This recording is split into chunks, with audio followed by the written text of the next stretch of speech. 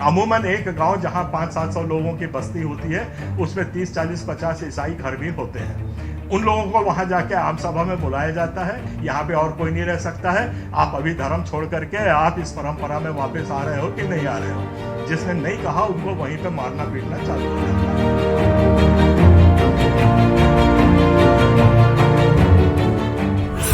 Police थाने जाकर के हम लोगों ने कम से कम 11-12 वहां पे रिपोर्ट लिखवाई, एक भी एफआईआर नहीं लिखा गया।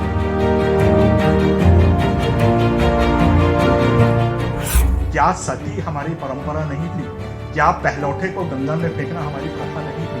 तो जैसे जैसे हम प्रज्वलित हो गए, हमारे ज्ञान चक्षु खुलते गए, हम लोग उन परंपराओं को छोड़ते गए और आगे बढ़ते गए।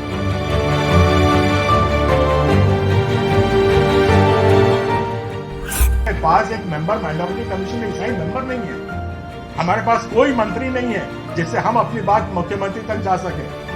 ये हमारी पीड़ा है।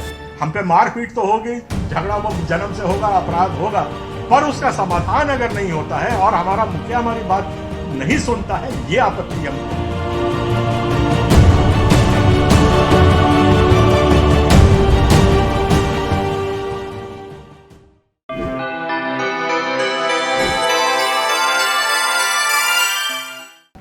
आप सबको नमस्कार और बहुत धन्यवाद कि आपने हमारे आमंत्रण को स्वीकार किया है और सच्चाई जानने के लिए आप लोग यहाँ पे इकट्ठे हुए हैं। इसके लिए हम आपको बहुत तहे दिल से धन्यवाद देते हैं।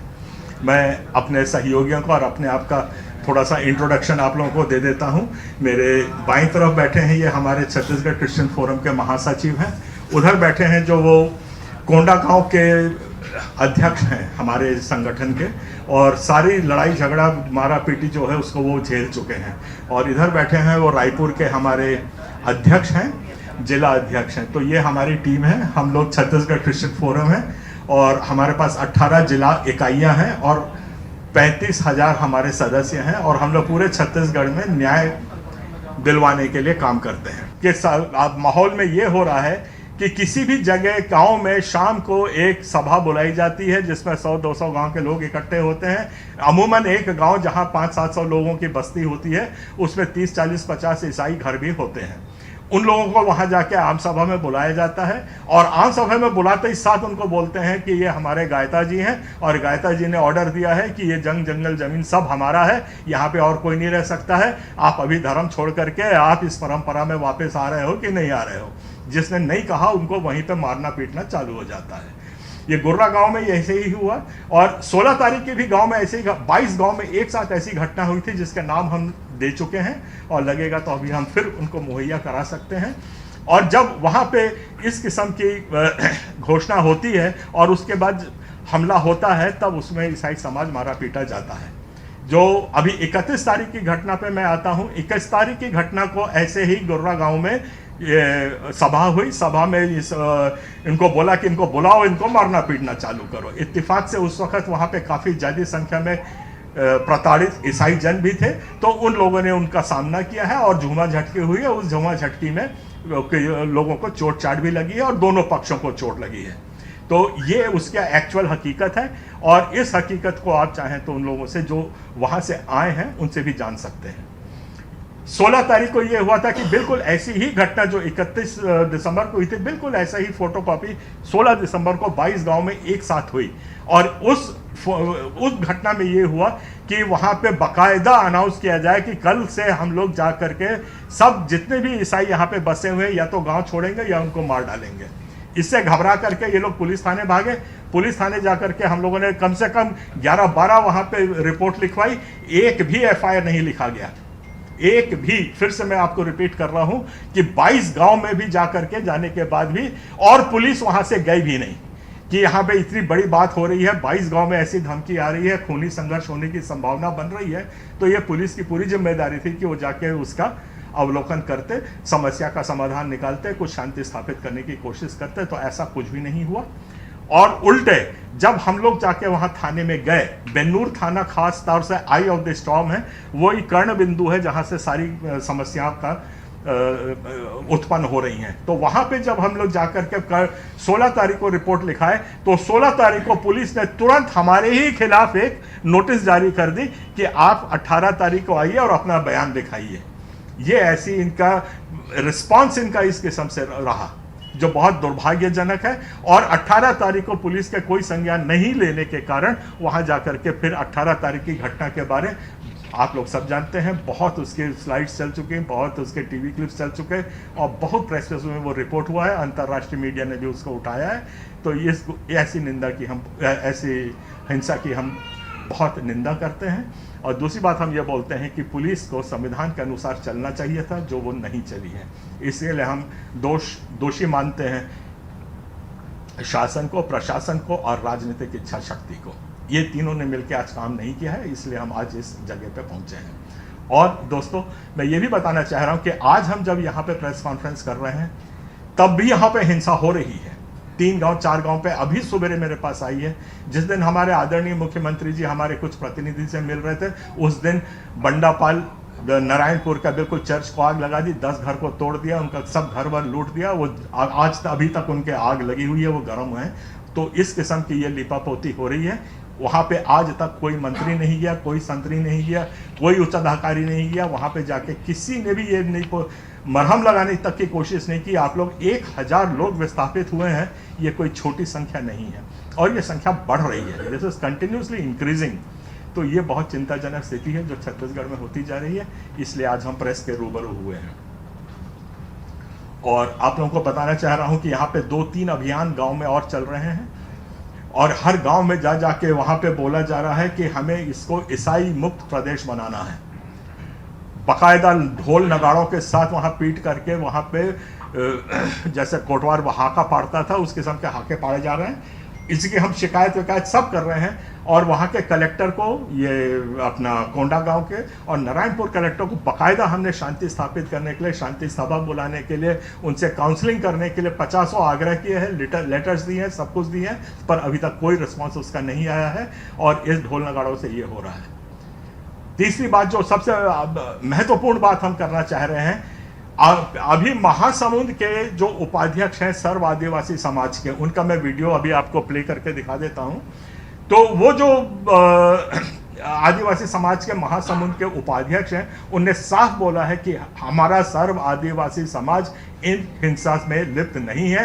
हम अपने आप को इससे पृथक करते हैं, अलग करते हैं और हम जो कोई भी यहाँ पे भारतीय नागरिक है उसका मान सम्मान करते हैं, चाहे वो ईसाई हो, हिंदू हो, सिख हो, मुस्लिम हो। ये उनके बयान है, वो उसका वीडियो अब आप जब बोलेंगे तब उसको हम प्ले करके दिखा देंगे आपको। ये वहाँ का डेवलपमेंट्स है। फिर वहाँ पे जो गायता और पटेल वहाँ जो गांव के थे, उनकी भी कुछ रिकॉर्डिंग्स हमारे पास तक आई हैं, उसको भी दिखाएंगे। उनने भी बोला है कि हम इस हिंसा में लिप्त नहीं है, हमने जाकर के किसी को मारा पीटा नहीं है, कुछ नहीं किया। ये उनके बयान, रिकॉर्डेड बयान हमारे पास है। तो हमारा आज सवाल ये होता है, तो ये हिंसा कौन कर रहा है?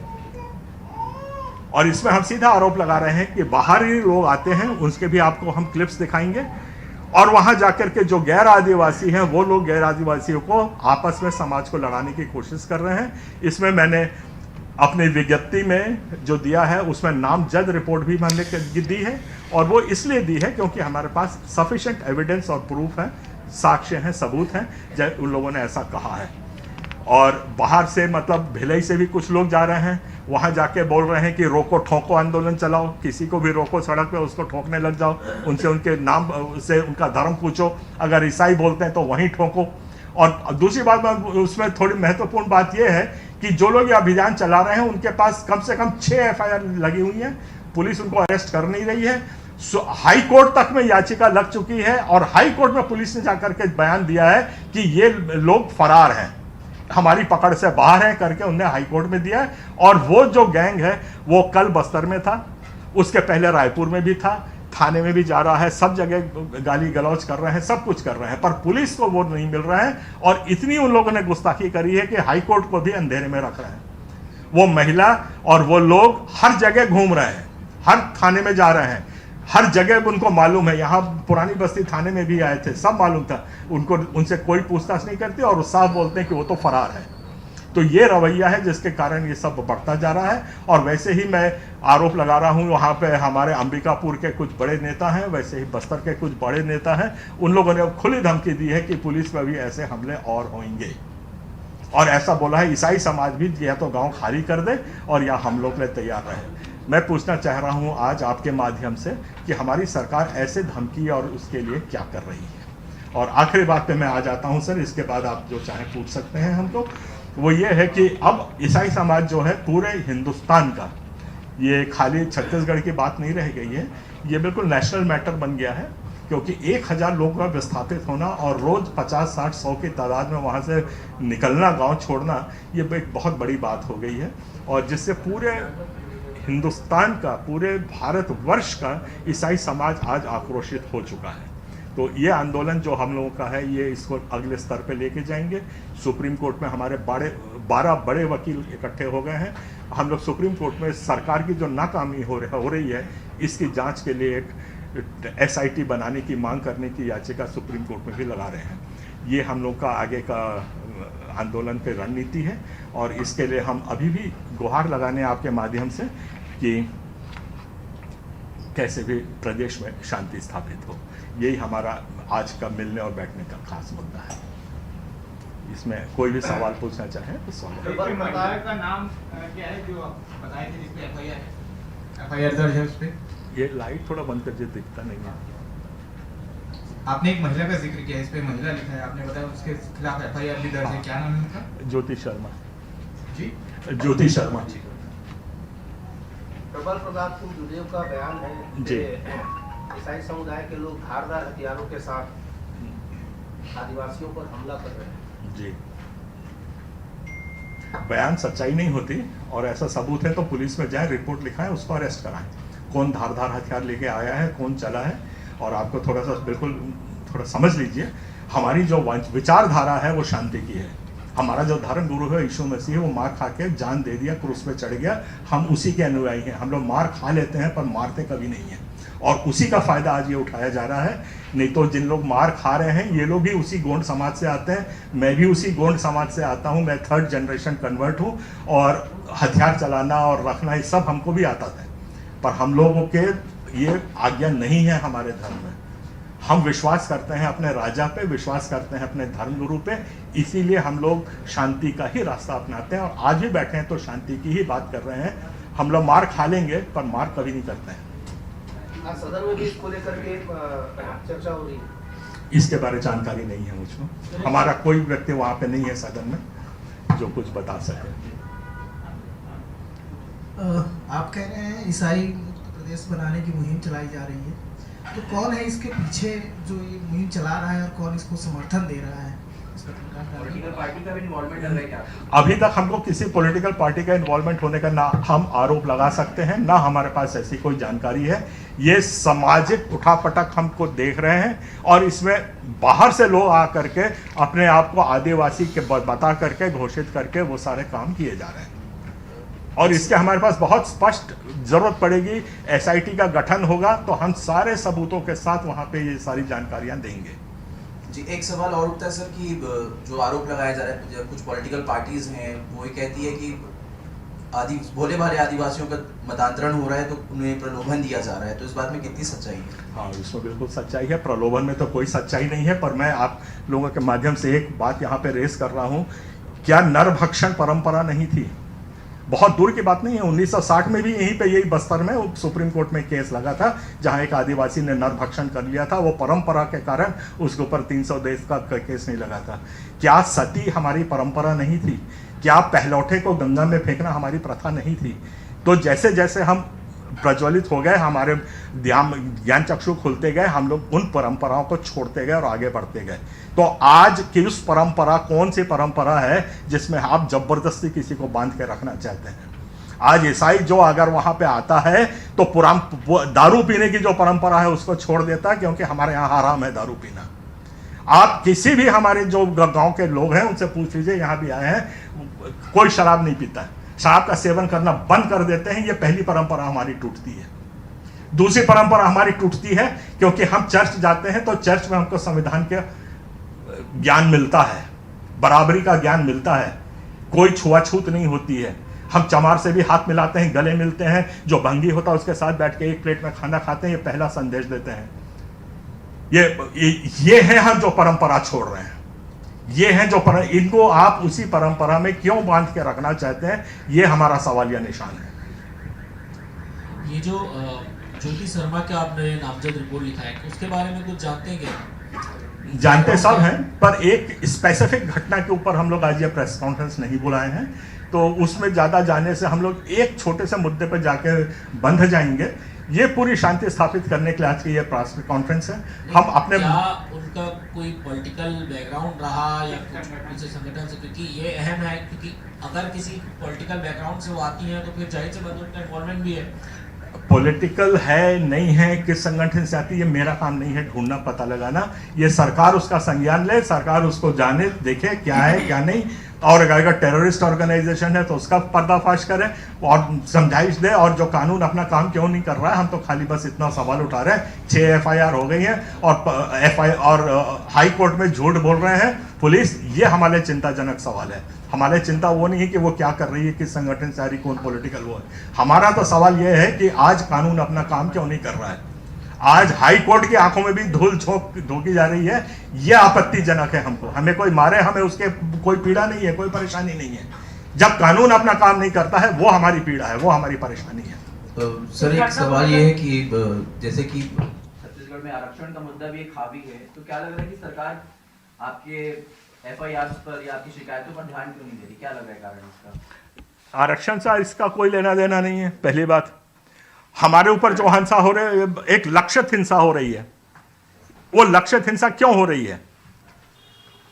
क्योंकि कोई इसको पॉलिटिकल मुद्दा बनाना चाहता है। जब चुनाव आता है तब बनाते हैं कि नहीं यहाँ पे धर्मांतरण हो रहा है। 4 मैं आपको आंकड़े दे रहा हूं। सन 1950 में ईसाई समाज हिंदुस्तान में 2.93% था। आज 2011 में हम 2.61% हो गए हैं। तो धर्मांतरण कहां से हो रहा है? घटता हुआ समाज है हमारा। छत्तीसगढ़ की बात करें तो आज हम 1.92% है। जब हमारा समाज घट रहा है तो ऊपर से बेमानी है धर्मांतरण का आरोप लगाना। यह हमारा स्टैंड है। इस घटना को लेकर के मुख्यमंत्री से मुलाकात करेंगे क्या? चर्चा करेंगे? हाँ जी हाँ, चर्चा हम क्या, वो हमारा समाज की तरफ से दिल्ली में भी बातचीत हुई है, यहाँ भी बातचीत हुई है। यहाँ भी हमारे आर्क बिशप गए थे। पर मैं ये बताना चाहता हूँ हमारे आदरणीय मुख्यमंत्री जी को, गवर्नर जी को और सबको कि जो स्थानीय मुद्दा है और जो जमीन से जो आदिवासी है उनसे मिल करके आप इसका समाधान करेंगे। ये हाई फाई मीटिंग करके और ऊपर दिल्ली में जाके कोई 4-5 लोगों से मिलने से बस्तर की समस्या, जो जमीनी समस्या है, उसका हल नहीं निकलेगा।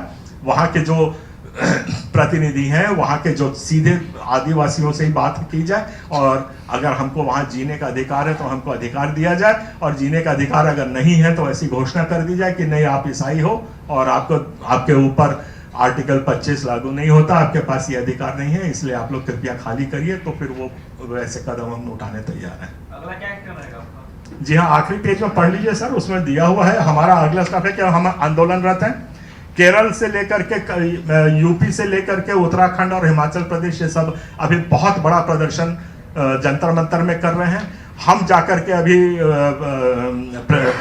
महामहिम राष्ट्रपति जी से मिल रहे हैं और उनको यहाँ की पीड़ा बता रहे हैं। और दूसरा आंदोलन में हमारा दूसरा स्टेप ये है कि यहाँ पे छत्तीसगढ़ में संविधान की 13वीं हम मनाएंगे, क्योंकि यहाँ संविधान मर गया है।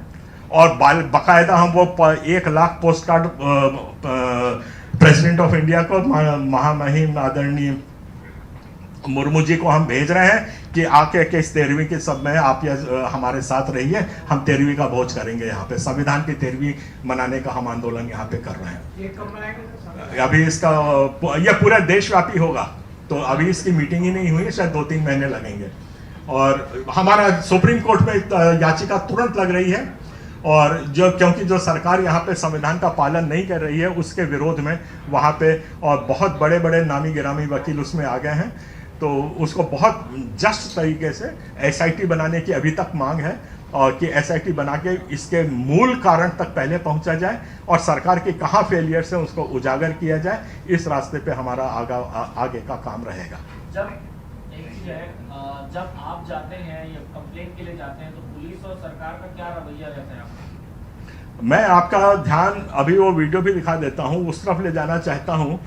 जब हमको मारा पीटा गया, ये मैं गोलापल्ली थाना सुकमा जिला की मैं बात कर रहा हूँ, वहाँ पे जब उसको मारा पीटा गया तो उन लोग रात को, क्योंकि नक्सल थाने थे इसलिए वो रात को रिपोर्ट नहीं जा पाए। जब सुबह वहाँ पे गए वो लोग तो उन्हीं को मारा गया है। और पुलिस टीआई ने वहां बैठ करके लो मारो इनको करके उसको मारा है, और पूरे वीडियो हैं हमारे पास। और यहां तक कि जब वो वहां से जब ईसाई लोग थाने से निकल के भाग रहे थे, तब वहां के एसपी ने हेलीकॉप्टर भेजा है उनको पकड़ के लाने के लिए। हम लोग इतने बड़े अपराधी हो गए हैं कि हमारे पीछे हेलीकॉप्टर दौड़ाए जा रहे हैं। और ये मैं भरी सभा में सबके सामने बोल रहा हूं, क्योंकि हमारे पास एविडेंस है उस एसपी के। और ऐसे में एसपी मार नहीं खाएंगे तो और क्या करेंगे हम? हाँ, सब है सर उसको। हाँ वो है, अब मैं अभी भी दिखा दूंगा आपको। और ये वही एसपी है जिनका घटना हुई, उन्हीं SP? जी नहीं, ये दूसरा ये एसपी सुकमा है। और एसपी सुकमा ने एक वो पत्र भी निकाला था जिसमें वो खुद कोर्ट भी बन गए थे, खुद जज भी बन गए थे, खुद पुलिस भी गए थे, और हमको आरोप भी लगाए थे धर्मांतरण के आरोपी हैं करके। उसको आज तक ना सरकार ने वो लेटर को वापस लिया है, और उनका जो गैर संवैधानिक काम उसे जो एसपी ने किया है उसके अगेंस्ट भी कोई काम नहीं हुआ है।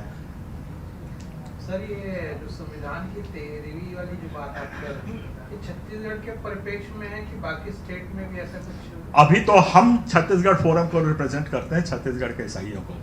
बाकी प्रदेशों से भी अगर ऐसा आएगा तो वहां भी उसके रूपरेखा आंदोलन की बनाई जाएगी।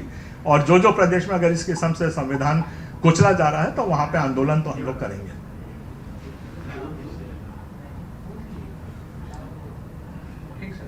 वो थोड़ा वीडियो चलाइए, वो सबसे पहले उसका चलाइए महासमुंद वाला।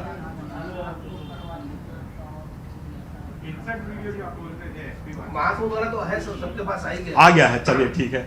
वो जिसमें एसपी बता रहे हैं आप किसको थाने में बैठा कर, ये ऐसा? हाँ वह है ना हमारे पास गोलापल्ली वाला। ये वीडियो भी है। हाँ ये मेरा ये इसको थोड़ा वापस करिए।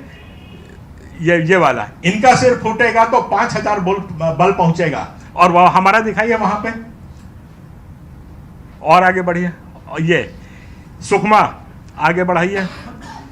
ये भी यहाँ, ये अपना कोंटा, ये अपना कोंडागांव, ये हमारा नारायणपुर, ये हमारा कांकेर। इतने सिर फूटेंगे तो हमारा एक भी एफआईआर नहीं होगा। ये तो एक ही एक मैं घटना आपको दूंगा, ऐसे हजारों के तादाद में घटना है। और कितने लोग ऐसे घायल हुए होंगे? हमारे पास जो रिकॉर्ड्स हैं उसमें 200 लोग घायल हैं, और करीब 1400 लोग आज तक विस्थापित हो चुके हैं। वो चर्च में लाइव पे, चर्च में जो खुला मारपीट हो उसका दिखाओ ना। प्राणघात मतलब जी, जान जोखिम में आ जाए ऐसे लोग कितने घायल हुए, मतलब जिन पे 307 लग सकता है? हर एक मामले में 307 लगना चाहिए, हर एक मामले में। सिर पे मारा है, खून निकला है, क्यों 307 नहीं हो रहा है? हमारे पीछे भी एक आदमी बैठा हुआ है, उसका जबड़ा पूरा टूट गया है, और पुलिस ने वहां पे लगाया है 294, मतलब झूमा झटकी हुई है। उसका एमएलसी करने के लिए मना कर दिया, हॉस्पिटल लेके नहीं जाने दिया। ये पीछे बैठे हुए हैं, आपको उनके रूबरू कराऊंगा पारी पारी से, आपको जो पूछना उनसे पूछ लीजिएगा। मैं ग्रुप में सर वो डाल दूंगा सारे वीडियोस। गोलापल्ली जो थाने का है वो पूरा हमारे पास है, वो मैं आपको ग्रुप में डाल देता हूं। और वो वहां पे जो हेलीकॉप्टर भेजने वाली है, और दूसरी जो हमारी सबसे पीड़ादायक शिकायत आदरणीय मुख्यमंत्री जी से वो ये है कि आज हमको मुख्यमंत्री, पूरा समाज जो आज 12 लाख हमारे पास वोटर्स हैं, जो पिछली बार हम लोगों ने जम थम के काम किया था, और 380 हमारे पास जो हमले हुए हैं उसमें हमारी क्यों बात नहीं सुनी जा रही है? आज हमारे पास एक मेंबर माइनॉरिटी कमीशन में ईसाई मेंबर नहीं है, हमारे पास कोई मंत्री नहीं है जिससे हम अपनी बात मुख्यमंत्री तक जा सके। ये हमारी पीड़ा है। हम पे मारपीट तो होगी, झगड़ा वो जन्म से होगा, अपराध होगा, पर उसका समाधान अगर नहीं होता है और हमारा मुखिया हमारी बात नहीं सुनता है, ये आपत्ति हमको है। आप भी आरोप लगा आने वाले चुनाव को लेकर चेतावनी भी है ओ मुख्यमंत्री भैया। भूपेश बघेल को कुल मिलाकर हैं। क्या समझा नहीं सर आपकी आने वाला जो चुनाव होगा विधानसभा का, तो चेतावनी है ईसाई समाज की तरफ? मैं हम लोग की कोई औकात ही नहीं कि किसी को चेतावनी दें। हम लोग तो आप लोगों के संरक्षण में रहते हैं। यहाँ जो मेजॉरिटेरियनिज्म है, तो उनके संरक्षण में हम लोग छोटे से समाज है, इसमें हम किसको चुनौती देंगे, किसको धमकी देंगे? और हमारा नेचर भी नहीं है चुनौती धमकी वाला। पर हाँ, इतना जरूर है कि आज ईसाई वोट संगठित तो हो रहा है। हम लोग पिछली सरकार में भी दुख झेले हैं, और बल्कि हम उस सरकार में बहुत कम दुख झेले हैं। वहां पे 17 या 18 हमले हुए थे हमारे पर, और कम से कम एफआईआर हुई थी, कोई सुनने वाला था। और ये 380 हमले में हमारे पास आज कोई सुनने वाला नहीं है। तो आज ईसाई समाज तो दोनों तरफ से त्रस्त है, और क्या करना है, क्या विकल्प में जाना है, ये तो बिल्कुल सोचा जा रहा है। ऐसा नहीं है कि ईसाई समाज हम लोग कमी हो, 1% हो, 2% हो, 1 लाख हो, 2 लाख हो, 20 लाख हो, जितने भी हो, पर ये अब थोड़ा सा प्रोलेटाइजेशन हो रहा है इसका मतलब प्रेसिपिटेशन हो रहा है, ये एकजुट अब हो गया है जो पहले कभी नहीं था। सर आंकड़ा आपने बताया कि कांग्रेस और बीजेपी सरकार में, फिर से बताएंगे सर आंकड़ा आपने? हाँ बता दें। हाँ, 1 मिनट थोड़ा सा ये वीडियो देख लेंगे जो लाइव वीडियो है, किस तरह से मसीह लोगों को खुलेआम भरी सभा में बुलाते और कैसे डंडे लाठी से मारते। एक चर्च की घटना है और एक महिलाओं को पूरा गैंग बना के, तो कैसे महिला को पुरुष लोग डंडे से मार रहे। थोड़ा दिखाई भैया। लॉगिन करने में टाइम है, जब तक सर आंकड़े पर बता देंगे सर। हाँ आंकड़ा तो मैं पोस्ट भी किया हूँ 3-4 बार, उसमें लिख लीजिए सर 1950 में 2.93। सर बीजेपी गवर्नमेंट और कांग्रेस गवर्नमेंट का जो है, हाँ बीजेपी गवर्नमेंट में 15 साल में हम पर 18 हमले हुए, 18 हमले से एफआईआर हुई और एफआईआर पे कोई काम नहीं हुआ। और पिछले 3 साल में हमारे पास, अब बल्कि पिछले के 3 साल ही हो गए, इस साल से तो हमने उसका रिकॉर्ड रखना भी बंद कर दिया है। 380 हमले हुए हैं जिसमें 2 हत्याएं हुई हैं। एक पादरी को गोली मार दिया है और उसको माओइस्ट गोली करके लिपापोती करके किनारे कर दिया। आज तक वो एफआईआर धूल खा रही है। सारे गांव वालों को मालूम है किसने मारा है, पर पुलिस वाले जाके ना बयान रिकॉर्ड कर रहे हैं, ना पूछ रहे, ना कुछ हो रहा है। दूसरा अपना यहाँ का है, ये अपना डिलमिली का, जगदलपुर में एक 12 साल के लड़के को उठा के वहीं गला रेत दिया और उसके पर आरोप यही था कि आप ईसाई धर्म छोड़ो। वहीं पे उसका गला काटा गया और वो लाश को उठा करके उड़ीसा में जाके फेंका गया। हम लोग यहाँ चिल्लाते रहे, पुलिस जाओ उड़ीसा देखो, ये करो, कहीं कोई कुछ नहीं हुआ। वो लाश कहाँ गई कहाँ नहीं गई, रोते पीटते चिल्लाते रह गए हम लोग। 380 मामले में कितने में एफआईआर हुई है? अभी तक तो हमारे संज्ञान में सिर्फ 2 मामले में हुई है और उसमें भी सिर्फ बेवकूफ बनाने वाले एफआईआर हुआ है। और आपको एक मजाक यहाँ पे मैं और बता देता हूँ, हमारा किस्टाराम में एक चर्च है, ट्राइबल चर्च है, उसके खुद के ऊपर वो जमीन है, खुद के जमीन पे उसने चर्च बनाया हुआ है, उसको पुलिस वाले ने जाके जलाया, टीआई ने। इसको चालू करो, चालू कर दो।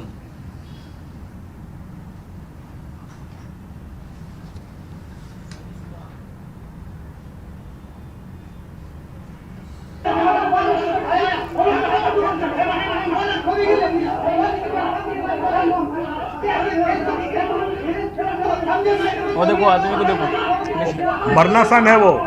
7 दिन के बाद उसका होश, 7 दिन के बाद होश आया उसको।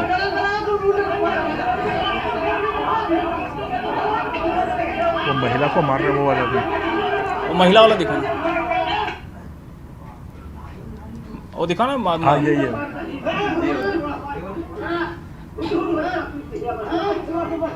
गोलापल्ली वाला भी देना। थोड़ा बड़ा हो जाएगा। देखो वो ये देखो, और महिला को मार के गिरा दिया, गर्भवती महिला है वो। ये शांति है, ये इंसाफ है हमारा।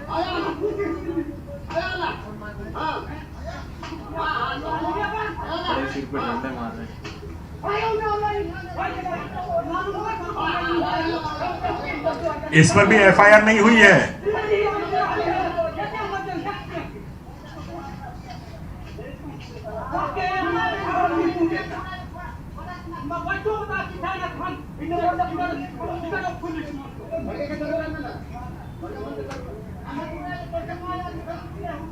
गोलापल्ली वाला है क्या? है ना, मेरा मोबाइल दिखा ना।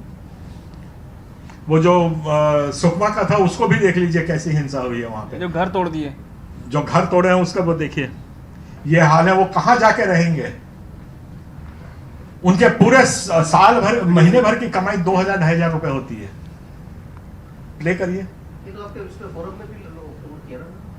हाँ वो सब ग्रुप में पोस्ट तो करते आ रहे हैं, क्योंकि हमारी आवाज तो और कोई नहीं है, आप ही लोग हमारी आवाज है। बाकी हम ना किसी मंत्री के पास पहुंच सकते हैं, ना कोई संतरी है, ना कहीं कुछ है। एक प्रेस रह गया है हमारे पास जिसके थ्रू हम अपने मुख्यमंत्री और गवर्नर तक जा सकते हैं। गवर्नर को भी हम लोगों ने एप्लीकेशन मेमो दिया है, सब दिया, आज तक हमको वो नहीं मिला है। लेकिन दोषी तो दोनों ठहरा रहे हैं मुख्यमंत्री को। बीजेपी बोल रही सरकारी। सर देखिए, हमको पॉलिटिक्स से नहीं, हमको तो ना मुख्यमंत्री से कोई शिकायत है, हमको तो हमारा संविधान का पालन करिए, जय राम जी की, बस। उसके आगे हमें और कुछ नहीं चाहिए। That is all. और भी ऐसे वीडियो चर्च के अंदर में देखेंगे, अभी मैं भेजा हूँ। चर्च के अंदर में घुसे के उनको सीधा मार रहे हैं चर्च के अंदर में। सर व्हाट्सएप पे प्रोवाइड करा देंगे तो हाँ, करवा देंगे हम आप लोग को। वो जैसे घटना स्थल पे होती है बस वही रहता है जी। हाँ, मेरा एक ग्रुप है सर, उसमें थोड़ा ऐड हो जाएंगे तो बहुत वीडियोस अगर। हाँ ठीक है ना सर, वो सर वो उनसे थोड़ा बात करेंगे क्या, हमारे ट्राइबल्स जो हैं। पहले आप बता रहे सर, फिर बात कर लेते हैं। एक शॉर्ट लाइट जला दो यार भाई, एक शॉर्ट बाइट आप दे देंगे। आ जाएगा माइक पे भैया, भैया कैच कर लेगा माइक।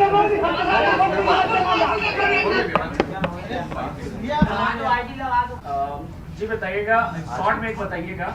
हाँ। क्या किस चीज के लिए आप लोगों ने प्रेस कॉन्फ्रेंस किया, क्या आप लोगों का मुद्दा मांग है और क्या?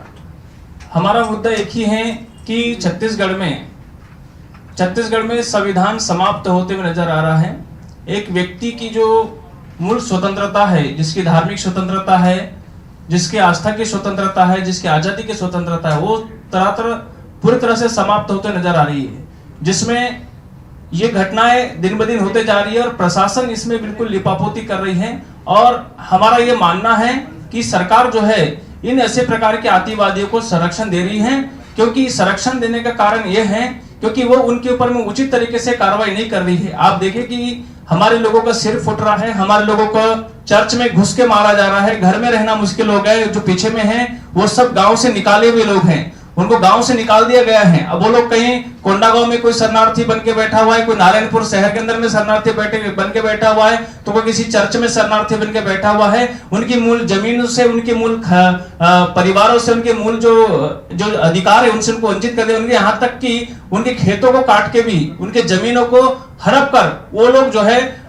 उनकी जमीन और उनके खेत खलियान को सबको छीन रहे हैं और सीधा गांव से बाहर निकाल रहे हैं और बोल रहे साफ साफ, अब हमारी सरकार है, हमारा राज है, हमारा कलेक्टर है, हमारा एसपी है, हमारा सब कुछ है, अब हमारा राज चलेगा, तुम ईसाई लोग का कुछ भी नहीं चलेगा। ये सब सारी घटनाओं को लेकर एक ही सबसे बड़ी सामने बात आ रही नजर में कि इस देश के, इस छत्तीसगढ़ के अंदर में संविधान टोटली समाप्त होते हुए और खत्म होते हुए नजर में आ रहा है। हमारा कहने का मतलब यह है कि यदि प्रदेश के मुखिया से निवेदन है कि छत्तीसगढ़ को जंगल राज बनने से बचाए, जंगल राज होने से बचाए। आज देख रहे डंडे, लाठी, तलवार और तीर कमान और धारदार हथियारों के साथ सीधे चर्च में घुस रहे, चर्च सीधे मसीहों के घर में जा जाके उनको मारपीट कर रहे हैं और सरकार इसमें बेलगाम हो रही है। मैं बता रहा हूं आपको, छत्तीसगढ़ में मात्र 2 ही जगह में एफआईआर हुई। कब हुई? जब पुलिस वालों को मार पड़ती तब एफआईआर होती है। एक घटना हुई थी कहां पर?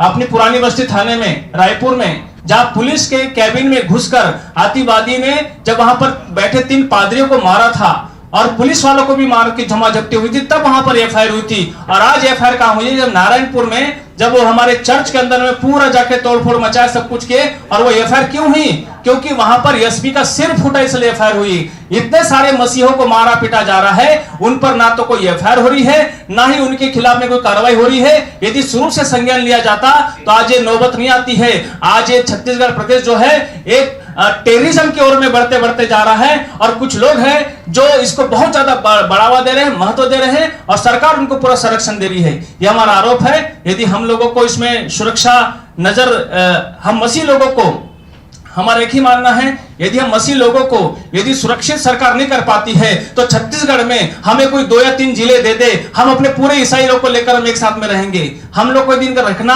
हमारे साथ रहना इनको पसंद नहीं है, तो हमारा खुद के अधिकार के साथ हमको रहने का, कि हम इस देश के नागरिक है, ये हमारा अधिकार है और हमने अधिकार की मांग कर रहे हैं। हम किसी को भीख नहीं मांग रहे हैं, ना ही हम किसी सरकार के सामने भीख मांग रहे हैं, ना माथा टेक रहे हैं। ये हमारा अधिकार है, जो अधिकार हमसे छीना जा रहा है। यदि हमारा रक्षा नहीं कर पाते हैं तो हम सीधा कहेंगे कि हमें भी 3 या 4 जिले चाहिए, जिसमें हम लोग अपने सारे छत्तीसगढ़ भर के ईसाई लोग को बैठा के अलग से रखेंगे। अपना कारोबार, अपना रोजी रोटी, अपने घर गृहस्थी हम अपने तरीके से चलाएंगे। ये हमारी सबसे बड़ी मांग है। यदि इस तरह से सुरक्षा कर सकते हैं तो ठीक है, नहीं तो आगे हमारी मांग ये रहेगी।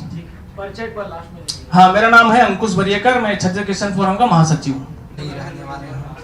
हमारा तहसील बड़े डोंगर पड़ता है, कोंडागांव जिला के हम लोग को बुला के मारपीट करते हैं।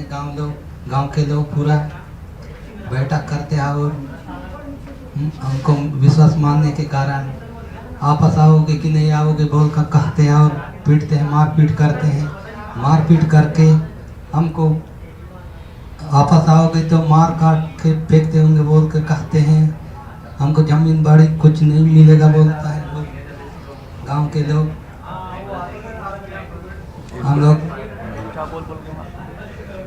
यहाँ से जा, तुम्हारा यीशु मसीह कहाँ है, तुम वहीं जा बोलते हैं हमको। बोलिए आप बोलिए। मोर नाम है समी मंडविया है। मैं सदरी में रही के बित्या मोला बहुत मोर मीटिंग बनाई ना मोला मारिन मोर घर वाला गली है। मैं छोटे छोटे पिला मन ला दर के आई हाँ, बाहर में हवा वो पिला मन ला कहाँ करूँ कहाँ नहीं कराऊँ, काहे के मैं सोचे हाँ, सोच में पड़े हाँ। मोला जमीन नहीं देबो तो ला कहीं से नहीं देबो, यहाँ रहेला नहीं देबो तो कहाँ जाता सुहाँ जा। तोर ईसाई धर्म ला मानता तो तोर कहाँ काय होवाई वहाँ जा बोल के मोला बोलते। तो मैं पिला मन ला निकलाई के मैं लाने हाँ, मैं कहाँ रहूँ काय करूँ, काहे के मैं सोच में पड़े हाँ। और कोई बोलो, फटाफट बोलो। हाँ बोलो जल्दी बोलो। मैं कोंडागांव जिला का हूँ, ग्राम तिबई बालेंगा। और हम लोग को मशीन लोगों को बहुत सताया जाता है और मारपीट किया जाता है।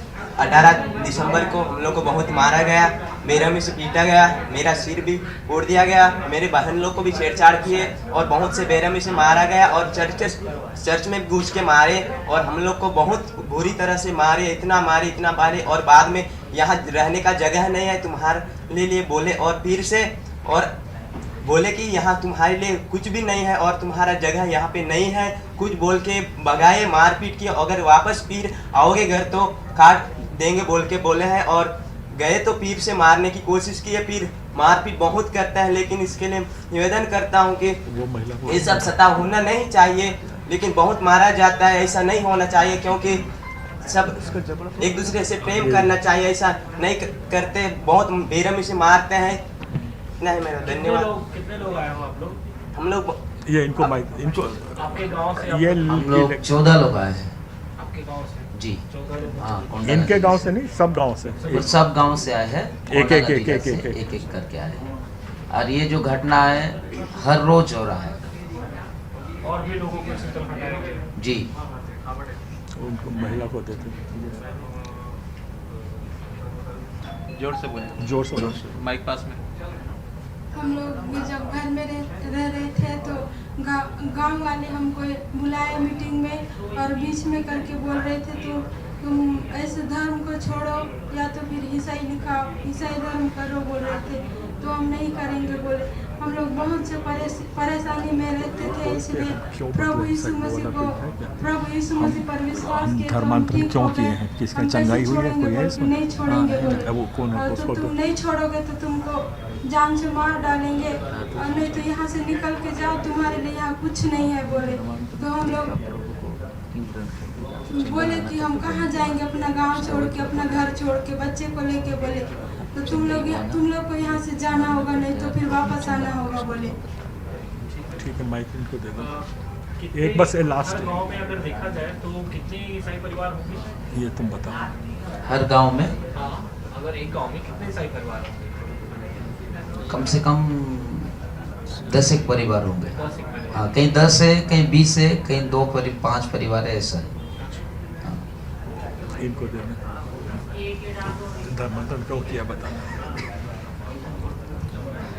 मेरा नाम राधे श्याम है और मैं केशकाल पटराली कोंडागांव जिला को। और हम लोग के ऊपर भी बहुत सा आरोप लगाए। और मेरे यहाँ पिताजी जो 9 तारीख का डेट हो गया, जो डीकेस में रायपुर लाए थे अपन, तो डेट हो गया तो अपन यहाँ से ले गए ना, तो ले के अपन उसको कफन दफन किए थे। उसको भी 10 तारीख को सुबह सब जो शासन प्रशासन मिलके उखाड़ दिए और उसे केशकाल लाए। और कई ऐसा मतलब एक संदेह लगा के कि उसका, हम लोग बोले कि उसका कुछ नहीं हुआ था, फिर भी उसको क्यों उखाड़ रहे हो बोले। तो वो बोल रहे कि ऊपर कलेक्टर का आदेश है, कलेक्टर जो बोले उसके हिसाब से हम लोग कर रहे हैं, ऐसा करके बोले। ये इनके केस में एक बहुत रोचक तथ्य मैं बता रहा हूँ। यहाँ पे इनके पिताजी की मौत हुई है छत्तीसगढ़ रायपुर में सुबह 7 बजे। लाश वहां पहुंची नहीं है, गड्ढा खोदा नहीं है, पर कब्र को खोद के निकालने का ऑर्डर कलेक्टर दे चुका था। क्यों इस तरह से? अब वो कलेक्टर से पूछा जाए। और हमने जब आरटीआई मांगी तो लेने से इनकार, ये पुलिस लिख के दी है बड़ा बड़ा। हमारे आरटीआई की एप्लीकेशन कि इनके घटना की सारी जानकारी हमको दीजिए, पुलिस डायरी दीजिए, तो पुलिस वाला ने ये लिख के दे दिया है कि आपका ये एप्लीकेशन ही लेने से हमने इनकार कर दिया है। अब वो सब, हमें क्या जरूरत है कि हम हाई कोर्ट और सुप्रीम कोर्ट भागते रहे? यहाँ का शासन प्रशासन मुर्दा हो गया है क्या? ये आदमी कैसे हाई कोर्ट जाएगा, ये आदमी कैसे सुप्रीम कोर्ट जाएगा? उसके बाप की लाश को इन लोगों ने गायब कर दिया है। उस पर क्या पीड़ा हो रही है? और पुलिस ये रवैया कर रही कि हम आपके आरटीआई भी नहीं लेंगे। तो इनके आरटीआई नहीं लेने को लेकर उन्होंने कोई धारा को उल्लेख किया है क्या? कुछ नहीं, ये सामने कागज है, मैं शेयर करता हूँ, ये चाहिए आप ले जाइए, अभी ले जाइए इसको। अभी देख लेते हैं। और इनके पिताजी की बॉडी तो मिली कि नहीं मिली? तरह से अत्याचार हुआ और हमारे संविधान के खिलाफ जाके सारा हुआ। मगर वहाँ पे मैं एक देख रहा हूँ कि वहाँ पे वास्तव में लड़ाई वहाँ पे कुछ और चल रही है कई सालों से। वहाँ पे आदिवासी जल जंगल जमीन की लड़ाई लड़ रहे हैं, मगर इस लड़ाई में न तो मसीही में शामिल हो गए लोग दिखते हैं, न हिंदू में शामिल हो गए आदिवासी दिखते हैं। दोनों के दोनों और उस लड़ाई से दूर हो जाते हैं। ये क्या कारण है? दूसरा, मैं इन लोगों से भी पूछा जाके जहाँ तो ये लोग बोलते हैं कि नहीं, न तो आदिवासियों के देवी देवता सब हमको कोई मतलब नहीं। तो ये कैसा है? झारखंड में तो इस तरह से नहीं हुआ था मुस्लिमों का। ये बहुत महत्वपूर्ण बात आपने करी है। और जो हमारा ऑब्जर्वेशन है वो ये है कि आज सरकार की जिम्मेदारी क्या है? उनको पानी, रोजी रोटी, उनको वो सामान, जीवन स्तर उठाने का उनकी जिम्मेदारी है। वो ना करके उनको पिंजरों में रख करके पैसा कानून दे रहे हैं और वो 244(1) का उल्लेख कर रहे हैं, धर्म में उनको उलझा रहे हैं ताकि वो ना एम्बुलेंस की मांग करें, ना अस्पताल की मांग करें, ना अच्छी शिक्षा की मांग करें, और वो वैसे दबे कुचले रहे ताकि हम उन पर राज करते रहें। ये इतनी ही राजनीति है। इसका चाहे कोई पार्टी आए आज हिंदुस्तान में और कोई जाए, आज कुचला जाएगा तो सबसे नीचे वर्ग का आदिवासी ही कुचला जाएगा, बाकी किसी को कुछ नहीं होगा। और उन्हीं के पक्ष में हम काम करते हैं, इसलिए आज हम भी मारे जा रहे हैं।